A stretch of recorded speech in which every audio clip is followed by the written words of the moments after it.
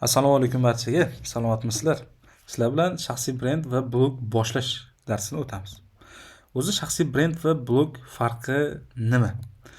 Blog kasbi yo'q inson uchun mos, ma'lum bir yo'nalish va uni atrofida kontent qilinadi va blog yuritganingizda sizni auditoriyangiz bloger deb tanishadi. Shaxsiy brend avvaldan kasbi bor insonlar uchun, avvaldan deylik kardiolog bo'lgan bo'lsa kimdir, shaxsiy brendini qilish kerak. Kontentlar kasbi o'sha sohasi atrofida kontent qilinadi va sizni soha eksperti sifatida tanishadi. Kardiolog deb tanishadi. Sizga qaysi biri tushadi? Xo'p, agar shu paytgacha biror sohada ishlab kelmagan bo'lsangiz, 18 yosh bo'lsangiz, talaba bo'lsangiz yoki umuman ishlagansiz-u, Rossiyada ishlagansiz bo'lishi mumkin. Administratsiyada, lekin u kasbni kelajakda davom ettirishni istamayapsiz. Siz blog boshlang. Agar kasbingiz bo'lsa va kelajakda ham shu kasbni davom ettirib, ijtimoiy tarmoqlar orqali ko'proq daromad qilmoqchi bo'lsangiz, shaxsiy brend qurishingiz kerak bo'ladi. Shaxsiy brend qiladiganlarning yo'nalishi tayyor. Masalan, o'sha siz mana arxitektorsiz, shu videoni ko'ryapsiz. O'sha arxitektura bo'yicha blog shaxsiy brend qilishingiz kerak. Endi blog boshlaydiganlar uchun yo'nalishni to'g'ri tanlashni ko'rib chiqamiz. Xo'p, bu yerda bitta yaxshi formula bor. Birinchisi, nimalarga qiziqasiz? Bu soha activity bo'lishi kerak. Deylik, ilm-fan, koinot sohaga, activityga qanaqadir mutolaa, baliq ovi bo'lishi mumkin. 10 tasini yozib chiqamiz. Yoqtiradigan 10 ta soha activity'mizni yozib chiqamiz. Ikkinchisi, bundan filtrlaymiz 5 tasini. Qaysi birida zo'rroqsiz? Aynan 10 tasida yaxshiroq baliq ovlarsiz, yaxshiroq hiking qilarsiz, anaqada chayir bo'ladirsiz. Yoki yaxshiroq shirinlik pishira olarsiz. Xuddi shu 5 ta qolganlarga nisbatan kuchliroq anaqangizni yo'nalishingizni yozasiz. Va 3-bosqichdagi filtr, bulardan qaysi biriga insonlar pul to'lashga tayyor. Ya'ni atrofga qarasangiz ham, xo'p, mana u O'zbekistonda nima ko'p? Anaqa ko'p. Xo'raka yo'nalishida mana kafe, restoranlar ko'p. Milliy taomlar ko'p. Va umuman insonni birlamchi anaqasi nima desak bo'ladi? Ehtiyoji bu qorinni to'ydirishda. Deylik, siz food yo'nalishida blog qiladigan bo'lsangiz, mana bu yerda food bo'ladigan bo'lsa, deylik, shuni tanlasangiz bo'ladi. Sababi siz masalan anaqa qilasizda, mana blog qilishni boshlaysizda, qanaqa qilib food yo'nalishida yoki umuman tanlagan yo'nalishingizda monetizatsiya qilish mumkin. Ya'ni monetizatsiya degani pul ishlash. Qaranglar, bitta narsa, Instagramda hech qanaqasiga Instagramning o'zi sizlarga pul to'lamaydi. Instagramdagi auditoriya orqali pul topasizlar. O'sha narsani tushunib olinglar. YouTube'dagi ana monetizatsiya degan narsa bor. Siz videongizni ko'rganiga YouTube pul to'laydi, lekin Instagramda bu narsa yo'q. Instagramdagi auditoriyadan, mashhurlikdan foydalansa bo'ladi. Birinchisi, siz awareness, ya'ni taniqlilik olib keladigan blog bo'lishingiz mumkin. Ikkinchisi, sotuv qilishga yordam beradigan blog bo'lish. Ya'ni ikkalasining nima farqi bor? Agar siz auditoriyangiz ko'proq bo'ladigan bo'lsa, deylik, mana food blogersizda, shirinliklar, ovqatlar pishiryapsiz. Qanaqadir delis degan shirinlik yoki turon unlari sizga aloqaga chiqyapti. Bizni mahsulotimizni reklama qilib bering. Awarenessga ko'p ko'rgansizlar, logolarni qo'yib qo'yishadi. Yoki o'sha mahsulotni o'zidan foydalanishadi. To'g'rimi? Shunaqa qilib awarenessga ishlash orqali, boshqalarning awarenessga ishlab berish orqali pul topish mumkin kompaniyalarda. Eng zo'ri aynan mana shu food yo'nalishida yillik shartnomalar ham qilsanglar bo'ladi. Ikkinchisi, sotuv qilishga yordam beradigan blog bo'lish. Bu ham zo'r. Qanaqa desa, siz o'sha mahsulotni obzor qilib video qilishingiz kerak bo'ladi. Ya'ni o'sha kompaniya sizdan sotuv kutadi. Sotuv uchun shunchaki ishlatib qo'yish, logosini qo'yish yetarli emas. Obzor qilish, ishlatib ko'rish, sifatini tekshirib berish, qanaqadir endi nima desak bo'ladi? Mustahkamligi muhim narsa bo'lsa, crash testlar qilish. Crash test degani nimadir ustiga chiqib ko'rib, urib ko'rib, tashlab ko'rib, tomdan tashlab, shunaqaga o'xshagan testlar qilib sotishga yordam berishingiz mumkin. Qisqacha keltirib o'tdim. Blokda ikkalasini ham bittada urish mumkin. Xo'p, men bitta darsimizni ko'ray. Yozyapti ekan. Bu qanday amalga oshiriladi? Blok tanlash. Hozir biz blok tanlashni ko'rib chiqdik. Mana shu filtrlar orqali tanlanadi. Ikkinchisi, tanlagan yo'nalishimizdagi eng qiziqarli mavzular elektrligini tuzish. Hozir keyingi slaydda to'xtalamiz. Ssenariylar yozish, montaj qilish, post qilish, statistikalardan xulosa chiqarish va o'rganganlarimizni tatbiq etish. Mana shu skill, mana shu mahorat juda ham muhim. Umuman o'zi hayotda ham kerak bo'ladi bu narsa. Kimgadir masalan qaysidir bir turdagi insonlarga ishonasizda, keyin xulosa chiqarasiz, yo bunaqa odamlar bilan hamkorlik qilmaslik kerak ekan, ishlamaslik kerak ekan, ishga olmaslik kerak ekan deysiz. O'zi hayotda ham kerak bo'ladi. Blok tanlash. Buni yuqorida gaplashdik, shu bo'yicha tanlaysiz. Xo'p, tanlagan yo'nalishimizdagi eng qiziqarli, hammaga qiziq bo'lgan 50 ta mavzuni topish, qidirish. 3 ta yo'li bor. Birinchisi, o'zingiz bilgan ma'lumotlar. Deylik, o'sha yana food sohasini olamiz. Masalan, men xayolimda bori, ko'pchilik Napoleon tortini o'xshata olmaydi, xamirini. Shuni masalan bitta tema yoki zavarnoy krem tayyorlash bitta tema. O'zingizni qiziqtirgan savollarni yozasiz. Shular o'zi ham menimcha 10-15 ta chiqib qolsa kerak. Ikkinchisi, benchmarks. Benchmark degani, qarang masalan, siz agarda qanaqadir bir tubsizlik meduzasi yoki qanaqadir ming oyoqli hasharot kabi narsalarga qiziqmasangiz, mana shu hamma qator narsalarga qiziqsangiz, albatta siz yo'nalishingizda professional, sizdan ancha oldin boshlagan topdagi o'sha blogerlar bor. O'shalarni namuna qilib olasiz. Benchmark degani namuna qilib olish. Va o'sha akkauntdagi, deylik, mana hozir bitta anaqa kiramiz. Birorta nimaga kirib ko'raylik. Masalan, kim bor? Vkusno by Seva bor. Deylik, mana food yo'nalishida toplardan bittasi, to'g'rimi?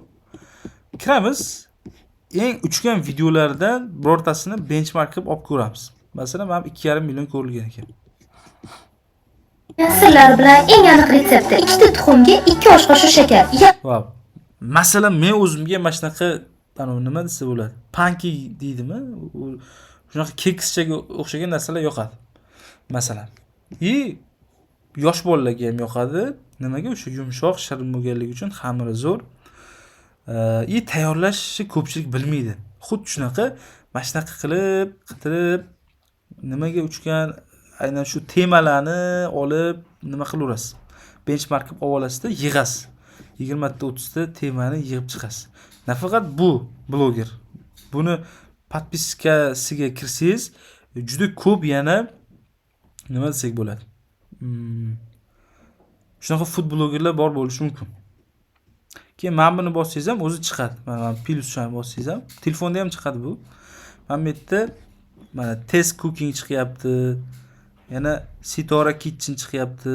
Xullas shunaqa food blogerlar chiqib kelaveradi. Xo'p, uchinchisi bu Gemini orqali topish. Prompt deb qo'yganman. Prompt degani siz AI ga, sun'iy intellektga tekst bilan beradigan buyrug'i, o'sha mana shu ilmiy tilda, shu soha tilida prompt deydi. Qanaqa? Xullas menga 10 ta mavzu topib bermasdi. Menga shirinlik bo'yicha 10 ta mavzu topib ber emasdi. Menga siz tanlagan yo'nalish bo'yicha dunyodagi top insonlar, voqealar, kinolar, urushlardan foydalanib Reels uchun mavzular topib ber. Mana shunaqa qilib qidiramiz. Faqat bitta narsaga e'tibor beringlar. Gemini sal ateistroq ruhda. Nimaga desa, men yaqinda proktolog akamizga g'oya topayotgandim, o'zim qidirayotgandim. Xullas, men sal endi qo'pol bo'lsam aytaman, gemoroy kasalligi bor. O'sha gemoroyi anaqa deydi. Ota-bobolarimiz evolyutsiya uchun to'lagan boj deydi. Ya'ni avval ota-bobolarimiz shunaqa 4 oyoqlab yurishgan deydi-da. Ya'ni mashitdan bilsa bo'ladi, bu ateistroq ruhda. O'shaning uchun prompt to'g'ri berish kerak, unaqa gaplarga e'tibor qilmaslik kerak masalan. Ora-oradan shunaqa tontirab qoladi. Ssenariyalar yozish. Reels ssenariy yozishi eng oson usulni ko'rsataman. Hook, body, call to action degan 3 ta asosiy qismdan iborat Reels ssenariylar. Hookimiz xo'p ilmoqli va oxirgacha ko'rishga undaydigan gap bu. Hook degani o'zi ilmoq degani. Aynan Reels'da hook qismi shunaqa ilmoqli va oxirgacha ko'rishga undaydigan gap bo'lishi kerak. Hamma uchun yangi bo'lsin yoki juda kuchli hissiyot uyg'otsin yoki super qiziq bo'lsin. Body qism. Hookda aytgan gapimiz, savolimiz yoki mavzuyimizni faqat kerakli, go'shli ma'lumotlar bilan to'ldirish yoki isbotlash. Call to action harakatga undash degani o'zi call to action harakatga undash degan. Bu bo'lishi mumkin komment yozishga, like bosishga, obuna bo'lishga, saqlab olishga. Bitta endi real anaqasida ko'rib chiqamiz misol. Deylik koinotga qiziqadigan inson blogi uchun Reels qanaqa? Elon Musk Marsga nega odam yubormaydi? Marsga odam uchishiga to'sqinlik qilayotgan eng katta xavf bilan tanishing. Koinotda gravitatsiya, ya'ni vaznsizlik holati bo'lganligi sabab kosmonavtlarning suyaklariga deyarli bosim tushmaydi. Bu esa suyaklardan kalsiy qonga o'tib, buyrakka boradi degan. Kalsiy esa buyrakda kalsiy oksalat toshlarni hosil qiladi. Buyrakdagi 5 mm tosh harakatlangan ayoldan buni og'rig'i qanaqa bo'ldi deyishganda, hatto tug'ruqnikidan ham yomon bo'ldi deyishgan. Agar bu muammoni yechish vazifasi sizga topshirilganda, qanaqa yechim qilgan bo'lardingiz? Izohlarda yozib qoldiring degan Reels. Mana shuni ham bitta benchmark qilsanglar bo'ladi Reels ssenariy yozishga. Va men bu yerda tanlagan nimalarni o'zingizlarni nima desak bo'ladi? Namunalardan ham ko'rsanglar bo'ladi, qanaqa yozishni. Boshida-chi bor-ku, o'zingizcha yangi narsalar yaratish kerak emas. Hamma bloger, juda ko'pchilik ko'chirib boshlagan. Eng teginimda qarasangiz ko'chirib boshlagan hammasi. O'shaning uchun bu narsa nimadir nima desak bo'ladi? Kamchilik emas bu. Bu bor narsa. Velosiped ixtiro qilib bo'linganda, chunki siz velosipedni qayta ixtiro qilishingiz shart emas. Xo'p, montaj qilish, texnik darslarni o'ylanib turibman. O'zi YouTube'da anaqa bor. Montaj qilish bo'yicha darslar bor va men videoda ham aytganman. Umuman montajda kopeyka montaj bilan ham zo'r videolar qilsa bo'ladi. Men masalan ko'pchilik meni bitta videoyim orqali bu videoni ko'ryapti. Reels'da chiqqan men videoyim va siz shu yerdasiz hozir. Nima bo'yicha edi? Xullas o'sha videoni 15 minutda o'zim montaj qilganman. To'g'ri, CapCut Pro'im bor edi. Endi CapCut Pro masalan qanchadirda, unaqa qimmat emas. Shu 50 ming 60 ming bo'lsa kerak menimcha 1 oylik. 1 oy davomida agarda o'sha men hozir aytayotgan darslarni ko'rib, storieslarni kuzatib, postlarni kuzatib, meni ham benchmark qilib olib o'zingizga tatbiq qilib oladigan bo'lsangiz, 1 oyda bemalol 10 ming 15 mingta obunachi qilsa bo'ladi. Telegram kanal bor. CapCut va Vine deganman. Men o'zim asosan CapCutdan ishlataman. Telegram kanal bor bitta. Kanal nomi mana content nomi degan kanal bor. Mana shu har xil haligi trend videolar, shu montajlarni o'rgatadi. Qanaqa qilish mumkinligini. Bu yoqlarda ekan. Umuman oson tushuntiradi, yaxshi. Shundan o'rgansanglar bo'ladi. Mana.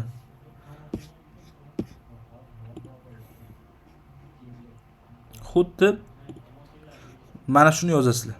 Xo'p, mana shuni yozsanglar bo'ladi. Xo'p. Post qilish. Instagramda akkaunt ochish va post qilish bo'yicha yetarlicha material bor. Nimada? Internetda. Mayli bu bo'yicha texnik dars qilib beraman. Xo'p, anaqa shu videoni, YouTube videoni pastida Telegram kanalimni linkini qoldirib qo'yaman. Mana bu Telegram kanal bo'ladi.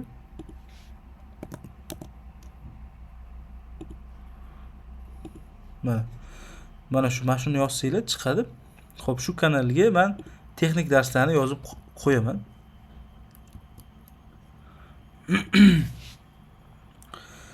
Xo'p, umuman ochish, keyin professional akkauntga o'tkazish shart. Nimaga desa, ana trial degan funksiya bor. Keyin ko'p funksiyalar, statistikalarni ko'rish professional akkauntda. Siz uje content creator bo'lmoqchimisiz, blog yuritmoqchimisiz, shaxsiy brend qilmoqchimisiz? Siz albatta professional akkauntga o'tkazgan bo'lishingiz kerak. Keyin olingan xulosalarni tatbiq qilish. Instagramga video qo'yishni boshlaganingizda professional akkauntda statistikalar bo'limi ko'rinadi. Aynan shu yerda videoyingizda qayerda nima xatolar borligini ko'rsangiz bo'ladi. O'sha statistikasida videoni qaysi sekundida odam chiqib ketgan, shulargacha ko'rsa bo'ladi. Demak, boshidayoq odamlar ko'rishni to'xtatgan bo'lsa, ho'kiz dabdala. Oxir bo'ladigan bo'lsa, qo'l tekshiringiz dabdala.